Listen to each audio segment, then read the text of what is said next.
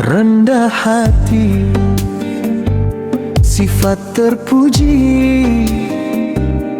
mengajari diri, memahami keterbatasan diri.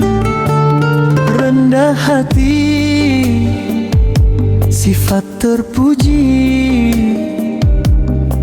hilangkan kesombongan, tidak merendahkan orang lain. Sikap rendah hati menjadikan kita tidak aus pujian dan mencari perhatian manusia. Sikap rendah hati menjadikan kita menghargai sesama, menghormati orang lain.